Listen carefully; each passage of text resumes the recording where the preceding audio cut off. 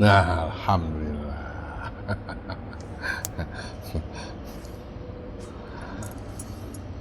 Sini depan dia.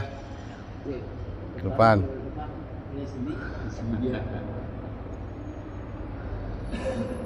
Bismillahirrahmanirrahim. Assalamualaikum warahmatullahi taala wabarakatuh. Waalaikumsalam wabarakatuh.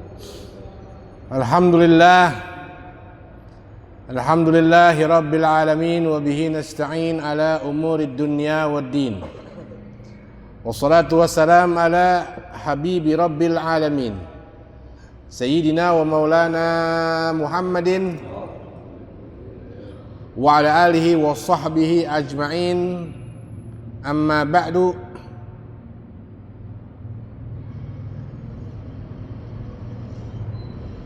Alhamdulillah, mari bersama-sama kita panjatkan, kita sanjungkan puja dan pujian kita kehadirat Allah Subhanahu wa taala. Atas rahmat keberkahannya kita kembali lagi berkumpul memakmurkan masjid yang kita banggakan, Masjid Ar-Ridwan, bersama keluarga besar jamaah Masjid Ar-Ridwan. Yang saya muliakan, yang saya hormati para tetua masjid, para sesepuh masyarakat, ketua DKM dan para pengurus yang lainnya, dan warga Kampung Pondok Ungu, baik yang berada di masjid maupun yang ada di rumah. Semoga Allah Subhanahu wa taala senantiasa memelihara kita, menjaga kita, menuntun kita, mendidik kita, dan tidak putus-putus Allah Subhanahu wa taala mencurahkan rahmat, kasih sayang, nikmat, rezeki dan keberkahan untuk kita semuanya. Alhamdulillah, tidak bertambah kecuali bertambah bersyukur, tidak bertambah kecuali bertambah taat dan ibadat pada Allah Subhanahu wa taala, dengan harapan semoga kampung kita selalu mendapatkan kampung yang berkah. Amin ya rabbal alamin. Sekali lagi agak sedikit merapat, terlalu jauh. Kalau nggak dirubah tradisinya kayak gini nggak nyaman dia tuh. Maju. Ya, Oje. Apa guru? Masih jauh sama bedog. Gitu. Iya. Kalau ngaji kan begitu enaknya. Saling bertatap muka. Ada yang sembunyi di balik tiang, ada yang nyender di balik tembok. Kalau yang tua-tua kita maklumin ada uzur. Jamaah yang dimuliakan Allah Subhanahu wa taala, mari kita membuka hikmah-hikmah daripada warisan agama kita, ilmu-ilmu yang dititipkan oleh Nabi besar Muhammad sallallahu alaihi wasallam, yang pada pertemuan kita yang kesekian kali ini kita masih melanjutkan diskusi kita tentang toharoh. Setelah kemarin kita membahas, walaupun tidak tuntas, semoga menjadi puas, tentang masalah air.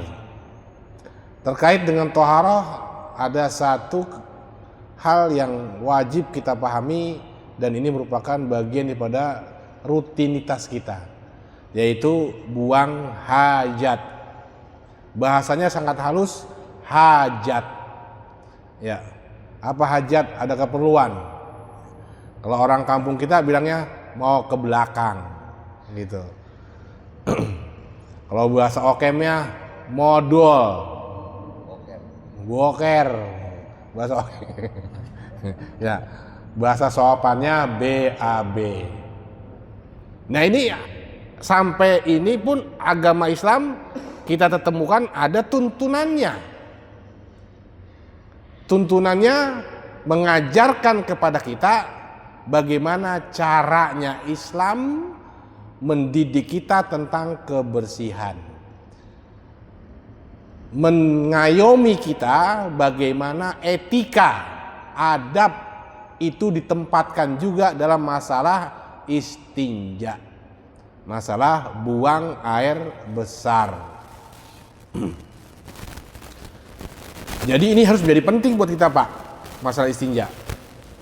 Karena seperti berapa kali saya uraikan, berapa kali saya sampaikan, istinja ini masalah besar. Ya, istinja ini adalah problem besar. Dan apa kata Nabi Muhammad SAW?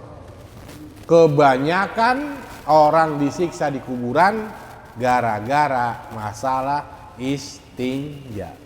Kok serem itu? Kalau Nabi Muhammad mengatakan kebanyakan, artinya umum. Amatu adzabil qabri minal bauli. Kebanyakan azab kuburan itu disebabkan minal bauli. Apa itu? Kencing. Nah, ini keteledoran kita atas permasalahan ini yang membawa petaka besar buat kita. Dan tanpa kita sadari di dunia dan di alam barzah akan menimpa kita. Maka itu Islam hadir memberikan tuntunan, pengajaran bagaimana caranya kita beristinja. Bahwa istinja itu hukumnya wajib. Siapapun dalam keadaan beristinja wajib harus dibersihkan. Ya. Ada dua metode media yang digunakan untuk beristinja. Media utamanya adalah air tentunya, ya. Air yang paling utama. Adapun kalau air tidak ada, maka ada yang alternatif. Ya. Kalau fikih lama menggunakan istilah namanya batu. Maka apapun selain air, kalau benda itu mempunyai sifat seperti batu, boleh. Nggak harus batu. Ya. Apa sifatnya batu? Pertama, benda itu ya keras. Walaupun tidak harus sekeras batu. Kedua, benda itu kering. Ketiga, benda itu menyerap. Tuh, sifat karakternya. Benda itu bukan barang mulia. Ya. Benda itu tidak membahayakan. Nah, ini karakter benda itu boleh digunakan buat cebok. Tadi saya katakan yang paling utama itu adalah air. Tetapi di sini ada penawaran. Boleh nggak dipakai dua-duanya? Boleh, bagus. Ya, pakai benda selain air dulu, baru ditutup pakai air. Kalau mau ringkas, jangan pakai dua-duanya, satu aja. Maka pilih air, jangan selain air. Kalau ada dua benda alat suci, mana lebih bagus? Air apa batu? Ya air udah, paling bagus. Nah itu ya Pak ya, air. Lalu selain air apa? Batu. Sekarang batu itu bisa kita contohkan dalam bentuk benda yang lain. Contohnya tisu, kertas, daun-daun kering, ya, benda-benda yang di situ karakternya menyerap, kayu kering. Tetapi ingat ya, dengan catatan benda itu tidak berbahaya. Tisu gimana tisu? Ya tisu yang kering. Jangan tisu yang basah. Ya tisu yang basah mungkin nanti pembilasan. Tapi ketika ada proses pengangkatan kotoran, menghilangkan dari lokasinya, maka harus menggunakan yang kering.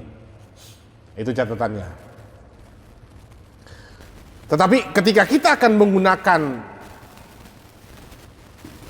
tisu atau kertas atau kayu, ya, maka dengan pertimbangan juga najisnya sudah tidak terlalu lama. Artinya seorang itu habis BAB kapan? Tadi pagi. Ceboknya kapan? Siang. Udah kekeringan, susah udah. Ya. Itu mesti digaruk, Pak. Kering. Enggak terlalu lama. Dengan pertimbangan najisnya tidak melebar ke lokasi lain. Ya, bahasa orang Pondoku namanya blepetan. Ya, udah blepetan, ecret-ecretan. Wah. Nedak ke pekarangan orang. Mungkin barangkali dia BAB-nya masih, kalau kata bahasa bocah, masih tai muda. Ada tai muda. Mencret. Ya, apa belepetan ke paha-paha. Pakai tisu. Nggak cukup. Itu pertimbangannya. Ya. Kalau itu tidak ngangkat kotoran, Pak. Ya. Jadi najisnya kagak mengering, najisnya tidak terlalu apa namanya tadi?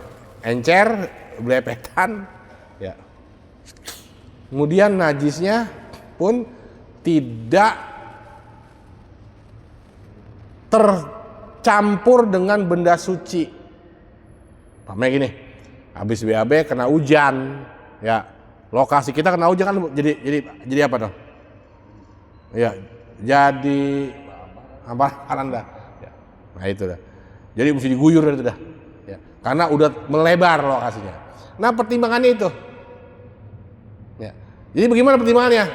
Ya kalau yang keluar masih pulen-pulen aja mah cup, nggak apa-apa udah. Tahu cup? Ya. Kalau udah nggak bisa dipegang mau udah nggak bisa. Jadi tisu boleh nggak? Boleh. Kalau najisnya normal, ya. Kalau najisnya masih bisa diangkat dengan tisu. Ya. Bukan benda mulia, benda yang terhormat. Contohnya apa? Ada roti kering, udah gak dimakan, dan tetap nggak boleh. Ada roti kering buat ngelap gituan, jangan. Ya nggak boleh. Atau dengan baju yang masih dipakai nggak boleh, Pak. Ya ini kadang-kadang di rumah orang perempuan gitu, Pak, ya main rauk aja masih pakai, jangan, nggak boleh. Ya cari benda yang lain. Orang dulu mah kan apik banget ya. Kalau ada gituan di latar dia, cara ngeduknya diuruk dulu, pakai abu, diduk pakai pengki, disapu, baru dibuang, gitu ya. Orang dulu caranya. Nah itu kalau kita menggunakan, jadi kalau boleh nggak kita beristinja dengan tisu? Boleh, kalau tidak ada pilihan utama. Ingat catatannya. Mama kita berada di mall, ya, berada di mall. Tidak dilengkapi fasilitas air ya. Udah itu istinjanya kencingnya kita berdiri. Nah, udah khawatir dah. Udah caranya udah khawatir tuh. Berdiri lagi. Berdiri nyipret lagi. Waduh, itu susah, Pak. Jadi kondisikan kalau Bapak berada di tempat yang tempat kencingnya berdiri, kalau Bapak lagi ngejaga sholat mendingan jangan. Ya. Saya pengen sholat, Pak, jangan dah. Copot aja celana dulu, ya. Silakan cari WC yang ada kamar mandinya. Jangan berdiri, ngeri. Karena kencing berdiri itu kadang-kadang nggak tuntas. Nah kita jelaskan nanti. Jadi demikian. Boleh nggak dengan selain air? Boleh. Ya. Baik. Dalam beristinja, baik kencing maupun BAB. Kencing, adabnya pertama ada yang namanya disebut istibro. Apa itu istibro? Istibro adalah pentuntasan, pentuntasan kebersihan. Jadi bukan sekedar disiram air doang, Pak, bukan. Nama kencing itu. Ada pentuntasan namanya disebut istibro. Apa istibro? Cara untuk lebih bersih lagi. Kalau kencing pertama, setelah kencing, pertama kencingnya harus dalam keadaan duduk atau jongkok. Ini proses istibro-nya. Jongkok. Usahakan kencingnya jongkok. Ketika kita jongkok itu berok, tahu berok Pak? Kantong kemih itu ketekan sama perut. Sehingga kantong kemih akan mencet dan air seni akan tuntas keluar. Kalau ketekan sama perut. Kantong kemih. Kantong kemih kalau kata orang kampung dongku namanya brok, ya. Orang kalau kantong kemih itu namanya turun brok. Nah itu tekan perutnya. Usahakan dalam keadaan nongkrong. Setelah nongkrong ada proses yang namanya dehem. Habis kencing dehem 3 kali. Karena getaran di dada itu akan tersambung ke bawah. Sehingga air kantong kemih kita itu akan turun sendiri. Kalau diberi getaran, dia akan lebih turun lagi, tuntas. Tuh, ya. Setelah dehem, tangan kiri kita dialirkan ke bawah penis kita. Begini Pak tuh, ya. Bawahnya tuh. Sebab di jalur bawah ini ada jalur air kencing. Bawah nih, ini penis. Penis cup. Di bawahnya ada cup tuh. Gini cup. Bukan atasnya bawahnya. Coba kalau Bapak lihat kan, kalau punya Bapak di bawahnya pasti ada lembek-lembek, ya. Nah ini jalur, ya kencing. Baik laki-laki perempuan punya 2 jalur. Ada jalurnya seni, ada jalurnya mani, beda Pak itu. Ya hati-hati.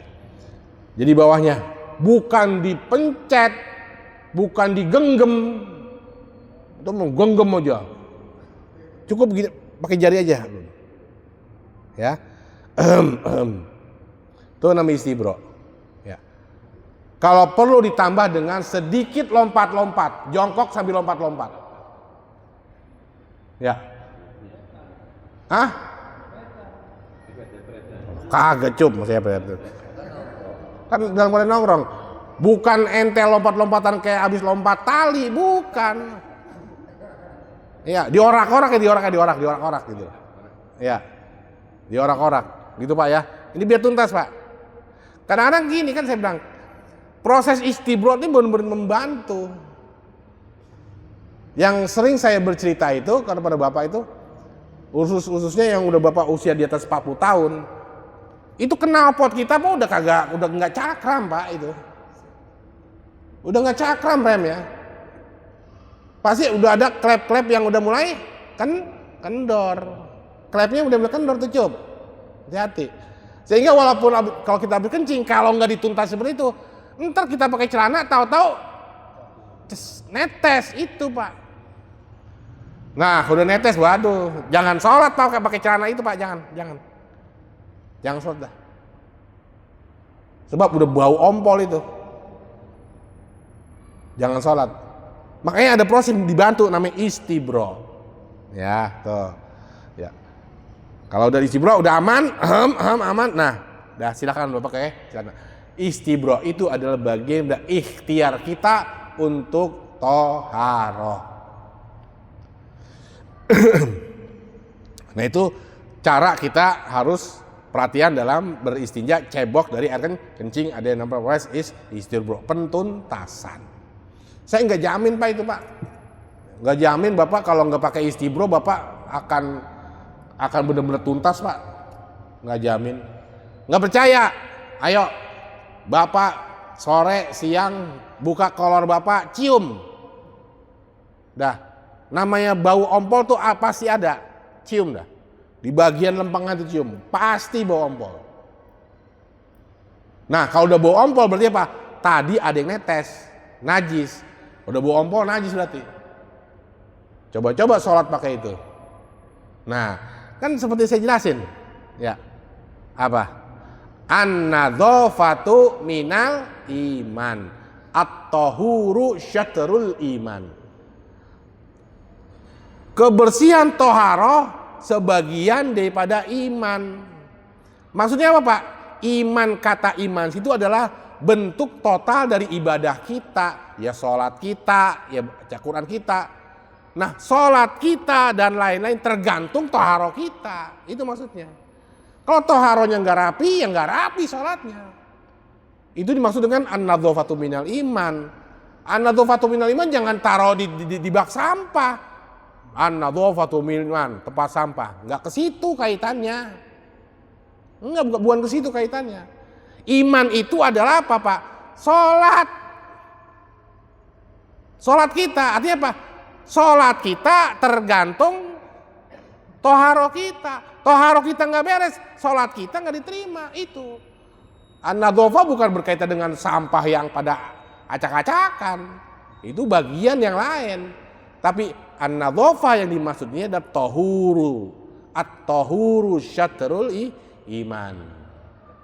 Ya, kita jeda dulu karena masuk adzan isya. Silakan. Kita lanjutkan. Adab pertama orang BAB. Pertama, masuk WC menggunakan sendal.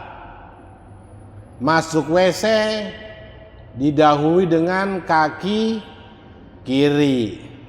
Doanya a'udzubika minal khubuthi wal khaba'ith. Diupayakan ada penutup kepala. Ya, diupayakan ada penutup kepala. Orang tua dulu, Pak, kita ya, kalau kita mau BAB di kebun, kepala kita ditutup pakai daun. Ya, pakai daun dulu. Ya, biar apa, Kong? Keluar. Tapi itu bukan berdasarkan lagu-lagunya, emang ada ajaran dari kitabnya. Diusahakan pakai penutup kepala. Enggak harus peci. Peci mau buat sholat. Ya enggak, apa aja udah.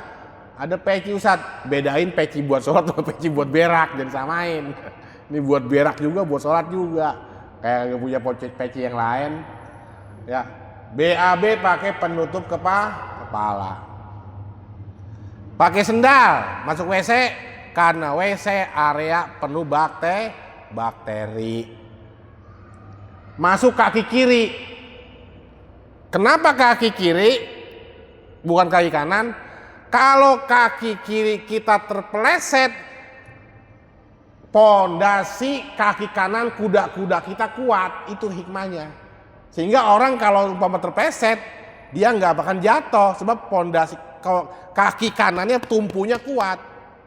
Itu maksudnya, Pak. Kenapa kita masuk kaki kiri, baru kaki kanan di luar. Itu tujuannya. Bapak kalau turun dari mobil kaki apa, Pak? Hah? Kaki kiri, kan kaki kanan nyimbangin. Coba turun dari mobil kaki kanan, jomplang. Gitu. Jadi masuk kaki kiri, bukan kaki kanan. Ya. Ketika kita akan nongkrong, adabnya nih, akan nongkrong, sambil nongkrong turun baru angkat sarung. Paham gak caranya? Itu etikanya. Sambil turun, sambil ngangkat sarung. Jangan belum masuk kamar udah ngablak, Pak. Gubal gabel.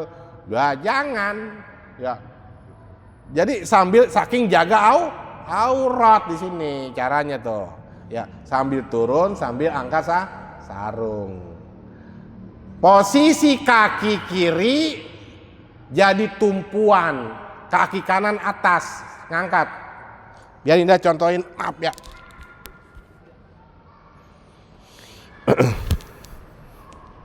Nih, Kong. Ya, biar beda. Tuh. Ya, biar begini nih. Kaki kiri begini, kaki kanan begini. Ini orang beol, orang beak begini. Kenapa? Usus kita yang panjangnya 6 meter itu bagian bawah itu miring ke kiri. Usus. Sehingga kalau ke kiri dia turunnya lebih gampang. Kalau begini, Pak. Karena usus kita miring kiri. Jadi turunnya lebih gampang. Nggak perlu ngeden. Ya, maaf ya.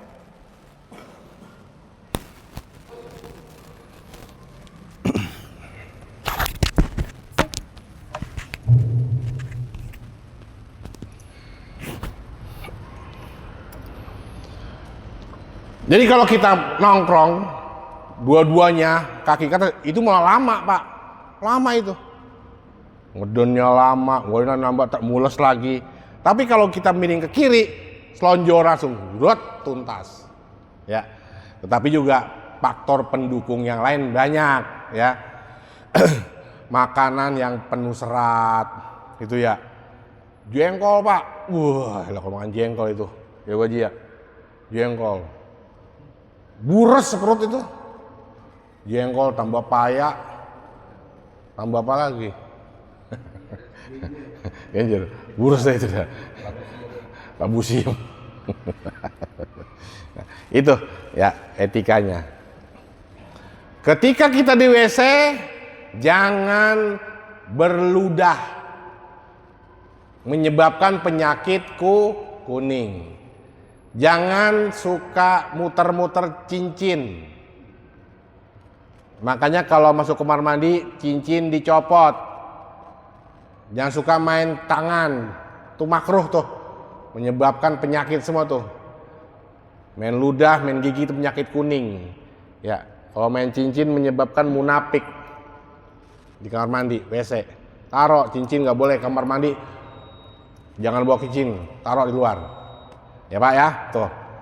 Itu etika kamar mandi. Jangan lama-lama di kamar mandi. Mau mandi, mau apain, jangan lama-lama. Selesai hajat, mandi apa, cebok bersih, keluar. Karena apa? Tempatnya setan. Apa setan sini maksudnya? Kuman, penyakit, dan bakteri. Bapak ada orang keluar dari kamar mandi. Keluar. Bawa masuk kamar mandi tuh. Itu hawanya panas gak Pak? Panas. Nggak sehat itu. Oksigen minim itu.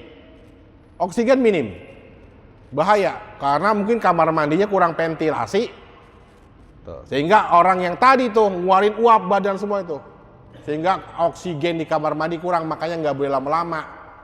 Bisa kita kena penyakit. Banyak orang tua yang jatuh di kamar mandi. Tuh. Mungkin tadi masuk kamar mandi kaki kanan dulu kepleset, ngejeblak, jedot. Nah, mungkin lama-lama nyesek, udara kurang. Tuh Pak, nyesek kamar mandi. Banyak orang tua yang di kamar mandi celaka. Ya, maka hati-hati di kamar mandi jangan lama-lama. Ada pesan Nabi Muhammad SAW diantaranya. Ketika kita BAB, jangan menghadap kiblat, jangan membelakangi kiblat. Jangan menghadap matahari, membelakangi matahari ini kalau berada di luar. Ya. Kalau kita BAB-nya di lapangan, di kebun. Ya, asal nongkrong ketusuk rumput, asal nongkrong ketusuk rumput. Zaman dulu seperti itu, ya. Sekarang di mana? Di pinggir kali, sama. Nggak boleh menghadap kiblat, nggak boleh belakangin kiblat. Kalau BAB di air, jangan di air yang kagak ngalir. Al-ma'ur raqid. Nggak boleh. BAB di air yang tenang. Pak, zaman dulu ya. Zaman dulu nih.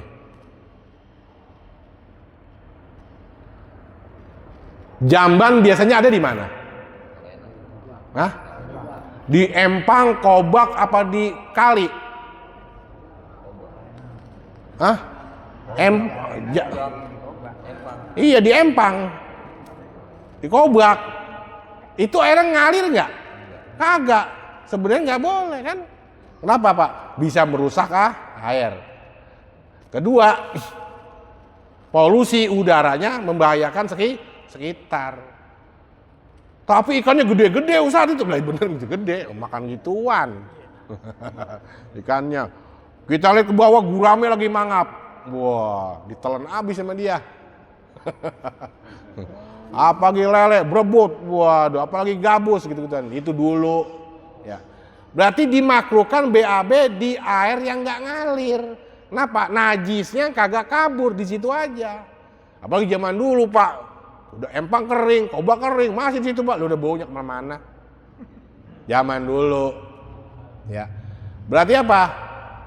Di air yang ngalir. Seperti apa umpama sekarang mah? Sungai. Ya. Kalau udah sungai kanyut, Mau kemana ke pergi? Gua nggak tahu-tahu udah serah lo. Mau lanjut kemana kek? Ya, karena ngalir ke buang. Ya. Jangan BAB di tempat kumpulnya orang. Nabi Muhammad mengatakan ittaqul malaini tsalatsa. Hindari tempat-tempat lu disumpahin orang. Waduh. Ittaqul malaini tsalatsa. Hindari tempat-tempat yang bakal kita disumpahin orang. Apa itu?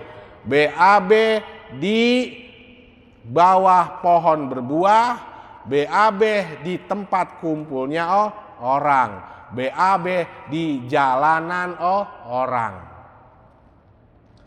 Coba-coba dah kita BAB itu. Kira-kira ngeliat sesumpahan apa kagak? Sesumpahan enggak? Ini jalanan Pak. Bu, ada mulai gede banget gitu kan ya.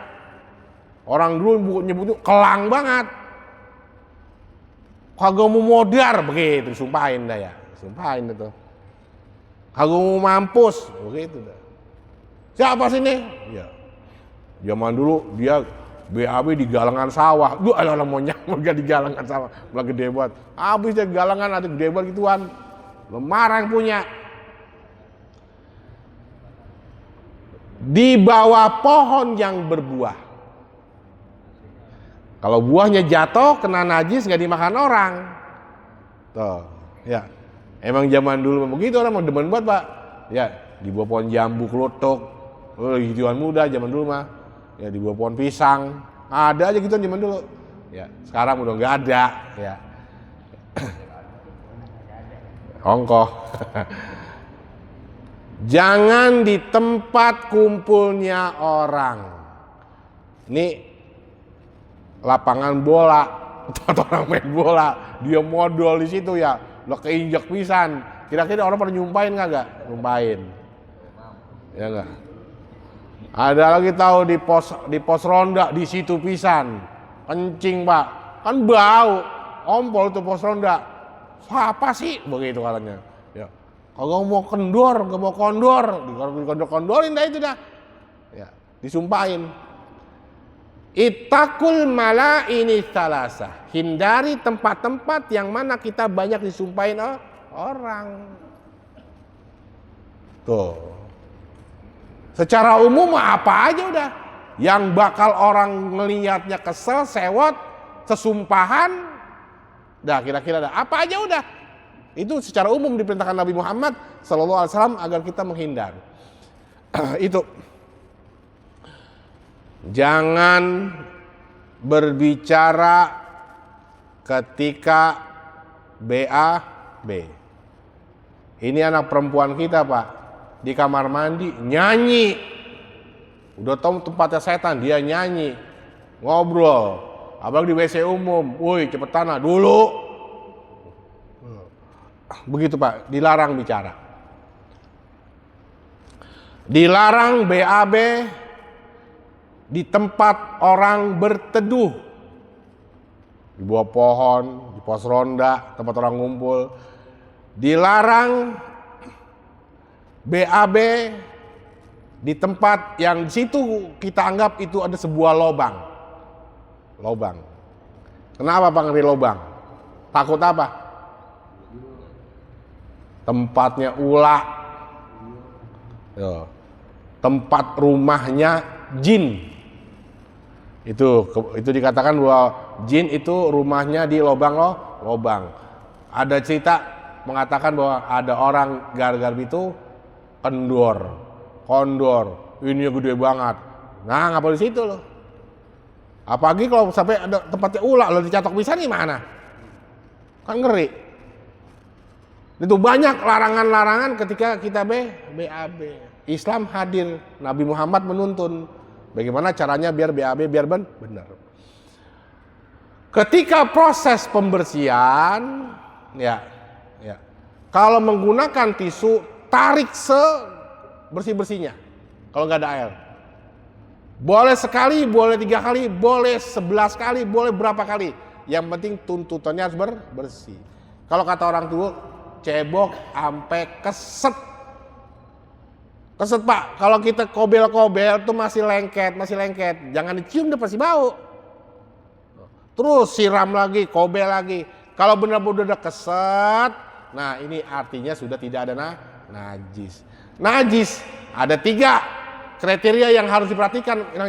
Bau, rasa, dan warna. Jadi kalau udah Bapak cebok, Bapak cium kayak udah nggak bau, insya Allah sudah hilang najis. Ya, baik para hadirin dimuliakan Allah Subhanahu Wa Taala. Ya, saya rasa bisa kita kembangkan dengan pertanyaan. Barangkali bapak-bapak yang mau bertanya, mau berdiskusi hal-hal terkait dengan masalah istinja, silakan. Ya, fadhal.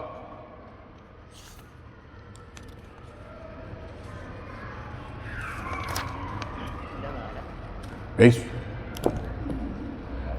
Wadi, cukup. Pengaman, berete.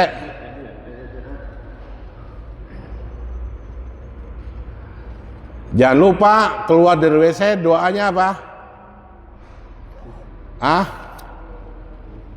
Doa keluar WC apa? Ghufranaka alhamdulillahilladzi adhaba anil adha wa afani. Alhamdulillahilladzi adhaba. Alhamdulillah yang telah menghilangkan adhaba anil adha, rasa nggak enak, penyakit. Wa afani, dan menyegarkan saya. Ya. Kita kalau masuk kamar mandi Pak, udah kencing, bus, alhamdulillah enak, enteng, ya gitu kan ya. Itu maksudnya anil ada, rasa sakit, penyakit, wa afani, dan nyegerin. Tadi mules perut Pak, mules, ya Allah, lari terburu-buru, apa ya, kamar mandi apa kagak kunci, apa buka celana, apa kedodoran. Buat pas keluar, alhamdulillah keluar semua. Itu nikmat dari Allah Subhanahu wa Ta'ala. Jangan lupa, itu nikmat paling besar. Orang bisa BAB, orang bisa buang air besar, buang air kecil. Nikmat Pak itu, nikmat banget. Coba ada orang dioperasi gara-gara nggak bisa kentut. Ada nggak bisa kentut dioperasi? Nggak bisa kentut tuh ada Pak. Ada orang kena penyakit kencing banyak banget Pak. Ya penyakit gula. Penyakit apa lagi tuh? Orang dulu mah gampang obat, asal kasih kumis kucing juga udah jauh penyakit. Sekarang mah orang jadi kumis kucing susah. Tahu-tahu berobat operasi itu. Di situ nikmat baru tahu Pak. Ya, nggak pernah kita mengucapkan merasakan nikmat situ. Sehingga berapa orang di antara kita setelah BAB selesai keluar aja udah. Padahal itu ada doanya, alhamdulillah alladzi adhaba anni adza wa afani. Mudah-mudahan apa yang kita kaji malam hari ini bermanfaat buat kita semua. Amin ya rabbal alamin. Al-Fatihah. Bismillahirrahmanirrahim. Alhamdulillah rabbil alamin arrahmanir rahim maliki yaumiddin. Iyyaka na'budu wa iyyaka nasta'in ihdinas siratal mustaqim siratal ladzina an'amta 'alaihim wal maghdubi 'alaihim waladdallin. Rabbana taqabbal minna innaka antas samiul alim wa tub 'alaina innaka tawwabur rahim. Rabbi da'wahum fiha subhanakallahumma wa tahiyyatuhum fiha salam wa akhiru da'wana alhamdulillahi rabbil alamin. Taqabbal.